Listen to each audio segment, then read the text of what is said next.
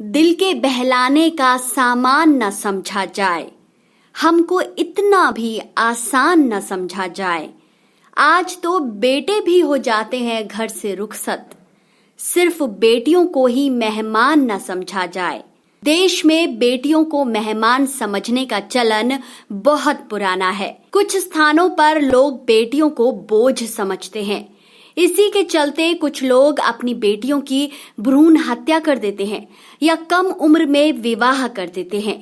कुछ स्थानों पर इन कुरीतियों के चलते बेटियों की शिक्षा भी पूरी नहीं हो पाती। लेकिन आज आपको एक ऐसे सरपंच और उसके गांव की कहानी बताने वाले हैं जिसने अपने गांव की बेटियों के लिए एक ऐसा काम किया जो दुनिया के लिए मिसाल है। तो चलिए शुरू करते हैं। दरअसल बताया जाता है कि इस गांव के सरपंच श्याम सुंदर पालीवाल की जवान बेटी किरण का असामयिक निधन हो गया, जिसके चलते वे सदमे में चले गए थे। कुछ ग्रामीणों ने उठावनी के दिन बेटी की स्मृति में कुछ पौधे उनके हाथों से लगवाए थे। यही वह वक्त था जिसने सरपंच को ऐसा आइडिया दिया जिसने गांव के हालात सुधार दिए। हम सभी जानते हैं कि बेटियों के साथ कहीं ना कहीं समाज में भेदभाव तो होता ही है।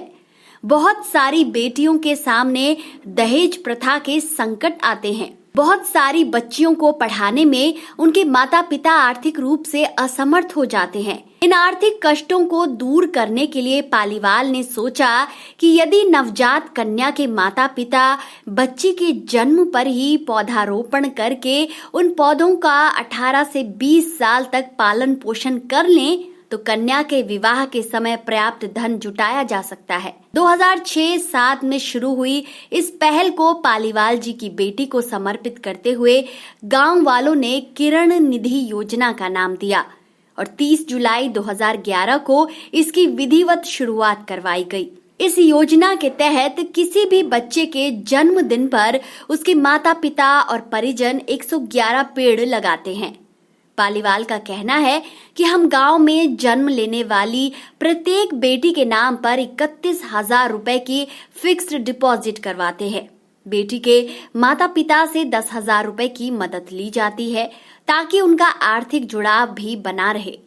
गांव में जन्म लेने वाली बच्ची के नाम एफडी करवाने के बदले उसके माता पिता से 10 रुपए के स्टाम्प पेपर पर एक शपथ पत्र लिया जाता है।